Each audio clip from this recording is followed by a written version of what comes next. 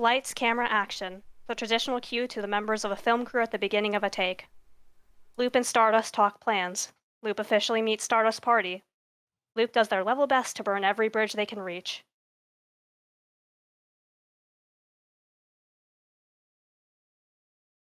So, you're still here. That's something. You didn't expect to still be here. You didn't have any plans for what you do next because you were supposed to be gone. Absorbed into Stardust or reclaimed by the universe or maybe just obliterated, but you're here. So now you do have to think about whatever comes after. Apparently your little captor has some ideas. You should come with me. Stardust says, sounding oddly hopeful. What? You look at him, baffled. Stardust, look at yourself. I nearly choked you to death. He shrugs. I forgive you. You are going to kill them, for real this time. You're going through a lot. I don't really blame you. That's insane. You reply frankly. They laugh. You don't want me traveling with you. I'll just kill you in your sleep or something. Well, you didn't kill me while I was awake, He points out mildly. and I do want you traveling with me, or I wouldn't have asked. Good for them. They didn't even have to almost end the world over it this time. Progress. Siffrin, I don't want to go traipsing around Vogard with your pale imitations of my party. It's harsh, but you need to get this point across now. They wince, going silent. You think you've won for a good few minutes, but of course, talking to Stardust is like talking to a brick wall. I know they're not your party, He says slowly, pleading. and I'm not asking you to replace them, but I think you'd like them if you gave them a chance, and I want you with me. I want you to have a chance to just be okay. And and I really care about you. You're my friend. I don't want you to just disappear.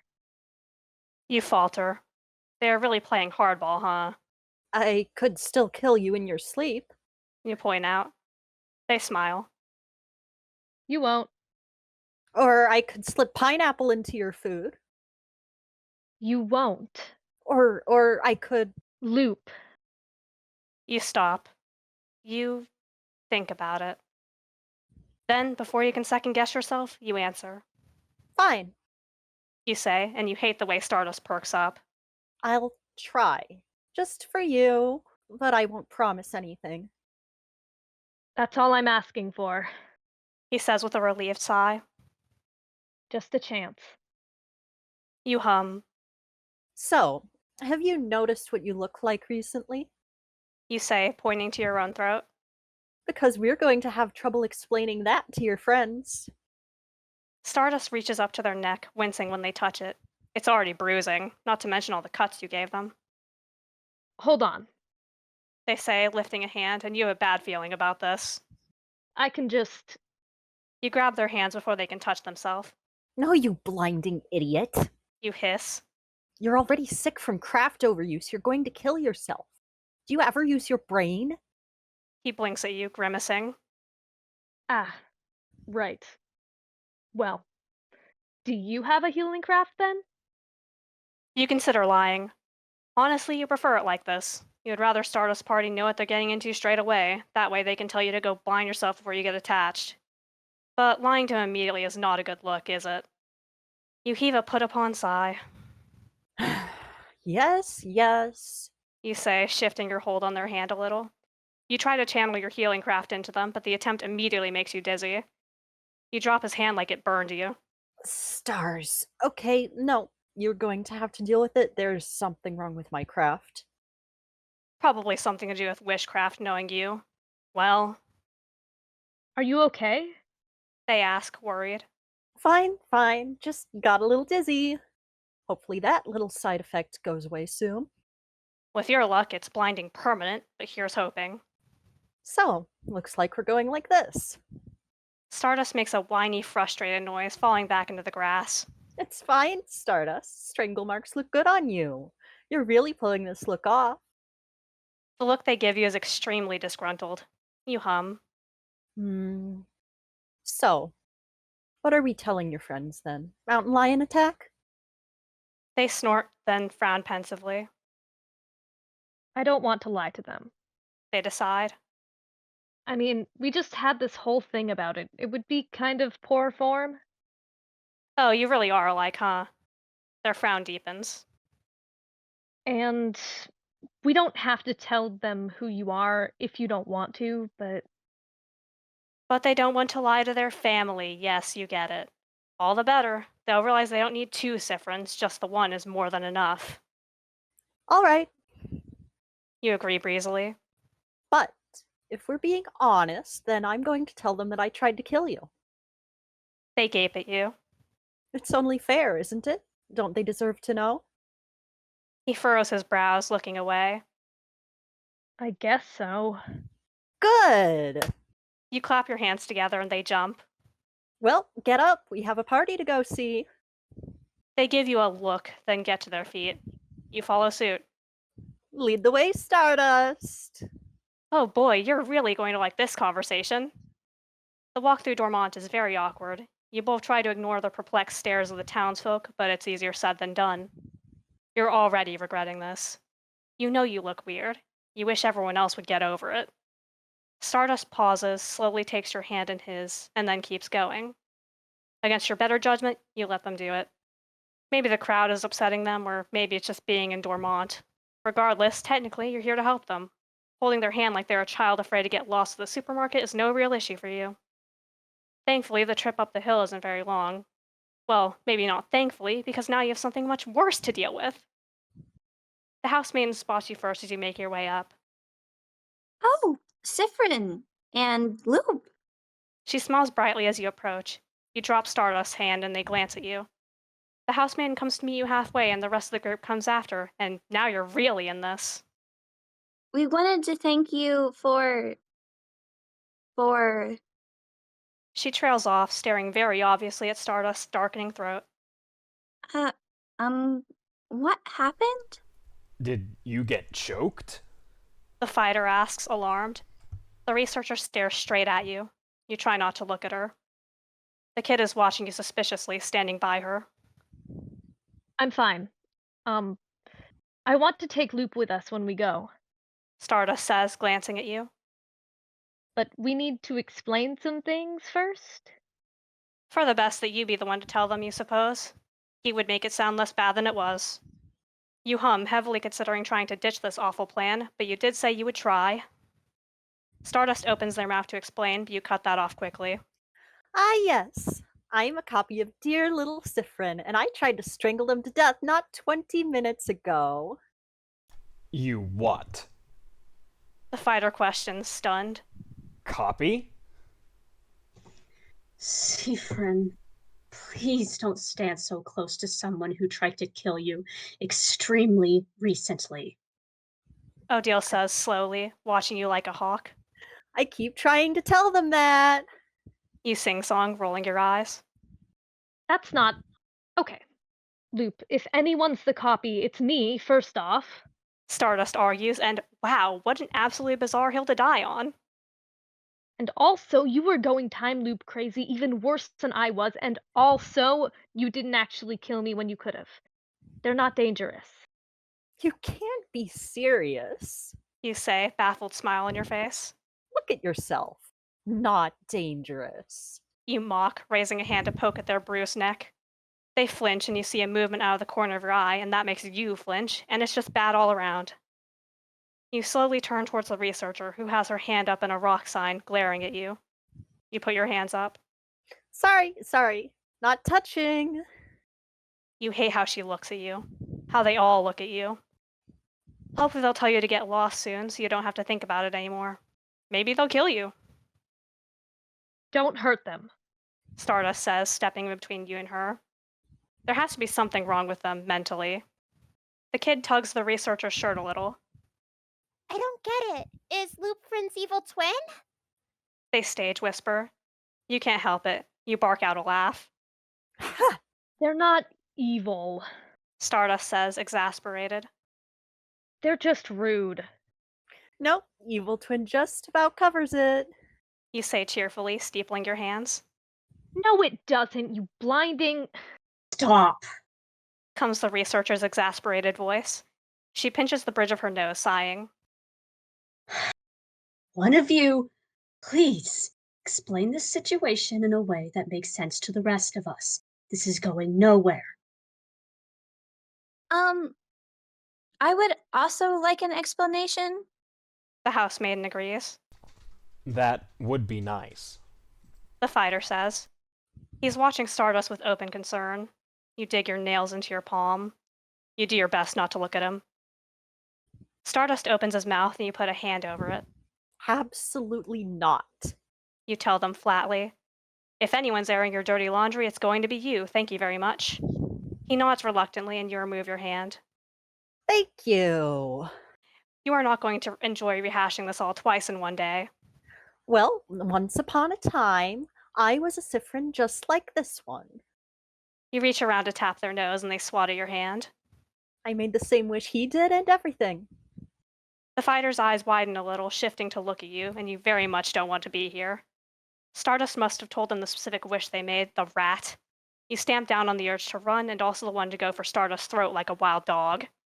And I got stuck in a time loop too, for a long, long, long time. But I just couldn't manage to figure out why, so I was stuck. The researcher is writing something down. So You trail off. In front of you, Stardust is swaying a bit. Housemaiden, would you please tend to this blinding idiot before they fall over? You request flatly. You shouldn't have to babysit him like this. He's been too busy valiantly protecting me from your researcher to ask. Oh, yes. The housemaiden comes forward, gently taking Stardust's hands in hers. You get ready to go back to telling your tragic tale, irritated by the interruption. Then Stardust suddenly collapses. The fighter, thankfully, dives to catch them before they can concuss themselves. Stardust? You yelp out, eyes wide. Are they okay? You did not spare their life just for them to go die somewhere else, I think it's probably the craft use. she says quickly, hand on his forehead. They're so warm. We should get them back to you, Frazee. I'm sure the extra fight didn't do them any favors. The researcher says, eyeing you critically. You flinch. They could still die and it'd be all your fault. The researcher eyes you and her expression softens a little. I'm sure he'll be fine with some rest. I mean it this time. No fighting. I'm not planning on it. You reply honestly, eyes on your Stardust. The fighter gives you a look that you can't really parse as he lifts Stardust up to carry them. We should get him to the house. He says. The sooner we get them looked at and cared for, the better. You quickly move to follow him when he and the housemaid and the kid start walking, but the researcher grabs your wrist. You jump. She lets go, regarding you with a serious gaze. We are finishing this talk later. She says firmly. You sigh and nod, and she nods back. Go on then. Permission granted, you hurry after them, the researcher not far behind you. You can't help but hover around the fighter and his precious cargo the whole walk through. You can tell they're all a little wary of you, but some of that fades a little over the trek. The housemaiden specifically seems to warm to you a little, giving you reassuring smiles whenever you look her way, but you have no idea why. The kid, on the other hand, is growing visibly annoyed. Why are you so worried? They ask you with the disdain only a preteen can muster. You're the one who beat them up. Well, I'm regretting it now. You mutter under your breath. I didn't think he would be hurt so badly. You answer, subdued. Technically true. You honestly thought that they'd kill you. Unfortunately for you, they didn't. The kid squints at you, arms crossed. That's stupid. You're stupid. Ouch. The fighter snorts and you give him your best kicked puppy look, which he shrugs off. Didn't you say you tried to kill them? You cringe. What's a little violence between Siffrins? You ask rhetorically. The kid hits you in the leg and you jump. Sorry. I was very upset and angry when he came to see me, and I was jealous. And, well, I took it out on them, I suppose. So yes, I am rather stupid. You feel eyes on you and you hate it. Is it too late to run into the woods? Become a cryptid or something? You hear a pen on paper. Do you mind? You ask the researcher. Not at all. She replies, continuing to write without skipping a beat. You sigh heavily. Apparently, while you were fuming a little, the kid was thinking hard. Friend said you went through forever school too, for even longer? You blink at them curiously, then nod once. Their scowl lessens. Well, if Friend likes you and you're sorry, I guess you can get a pass this time, but next time I'll beat you up. Oh, that easy? Okay. All right. You agree, a little baffled. Did you eat good enough in forever school, or are you hungry too? You flounder a little. I don't think I can eat. I don't have a mouth. You gesture towards your star face. They look at you like you just kicked a puppy in front of them. That's so sad. They say, "Oh wow, it feels awful to be pitied by a baby." Is that why you were jealous of Friend? What? 'Cause they have a mouth. They explain, sounding a bit like they think you're stupid. You feel a bit stupid. Among other things, I suppose. You may be being a bit too honest, but everything they say is so perplexing that you don't know what else to say. They nod sagely, looking deep in thought for about 3 seconds. You notice the fighter looking at you, trying to work you out like a puzzle. You wish he wasn't smart, because he's probably going to succeed. Oh, what's it like to glow? They ask excitedly. You start, then stop, just baffled. Bonnie, The housemaid scolds. you can't just ask someone how it feels to glow. Okay, you can't help it. You laugh. You smother as best as you can under your hand, but everyone is looking at you. You shrink down into a cloak that you don't have. It's fine. I don't really notice it. You answer. I can only really tell because the things around me are brighter. You can tell when you get a little too emotional and shards of light start sparking from you wildly. You're not quite sure how to explain that one, though. You can just feel it. The kid deflates. That's lame. They say, disappointed. You laugh again. A bit. You reply.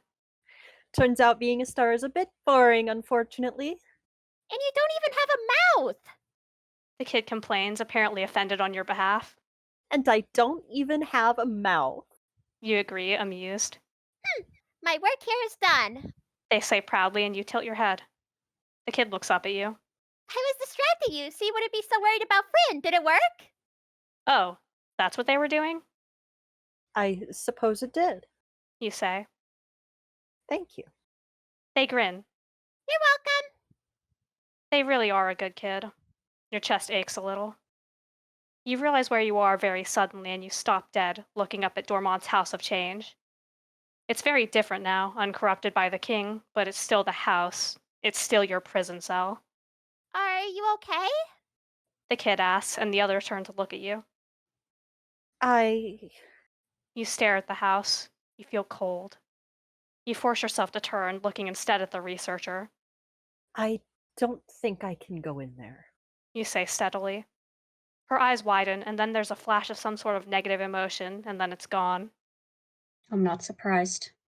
She says, not unkindly. Go bring him in. I'll catch up. She tells the rest, and they nod. The housemaid and the kid give you worried looks before they go. You don't blame the fighter for not doing the same. He's got a mission, You can stay out here, or you can meet us somewhere. she tells you. But I'm not sure how long it'll take. I can go to the favor tree. You reply. The clock tower would probably be easier, and you'd get a night in an actual bed, but you're not sure you could stomach it. Old reliable it is. She nods once and turns to leave. Wait, You say, and she stops. you can't let them be alone when they wake up. Not in the house. And don't let the kid feed them anything with pineapple or banana. Especially not pineapple. They'll die, I mean it. She nods seriously. Allergic then? She asks, book open. Extremely. You reply gravely. She nods again, writing something down. And the banana? You grimace. The smell makes them sick. You say. Another nod. And you shouldn't give him anything he had during the loops. He's probably sick of them. And don't let him get away with telling you he's fine, because he's almost certainly not, and... Loop. The researcher says, and you stop. Thank you for the tips. And thank you very much for the information on Siffrin's apparently deadly allergy. But you can relax a little. He's going to be all right. Oh, You pause. all right. You really don't want to leave them alone in the house. You really don't want to go into the house. Ugh, You'll take care of him? you ask nervously. Of course. She scoffs. Then she looks at you, considering. You know, She says, for someone who apparently tried to kill Siffrin, you seem to care for him quite a lot. I You look away. care for him a normal amount. You put your cheerful mask back on your face. Thank you, researcher. I'll be at the favor tree. You pivot and start walking away fast before she can say anything else. Stars, that was embarrassing. Awful. You take the scenic route to the favor tree, which basically just means you wander into the woods surrounding Dormont and walk in the generally correct direction so you manage to bumble your way into the favor tree. You got there and you managed to avoid having to pass through Dormont again, so you're counting it as a success. You sigh, rolling your shoulders and letting some of your tension bleed out. Performing gets exhausting sometimes. You climb up into the branches of the favor tree, resting in the crook of the highest one that can comfortably support your weight. Stars, you're tired. You're just going to be waiting, and you have nothing better to do, so. You relax in the branches of the tree that marks your grave, letting yourself drift for a little while. You let yourself fall into dark, dreamless sleep. Everything else can be dealt with later.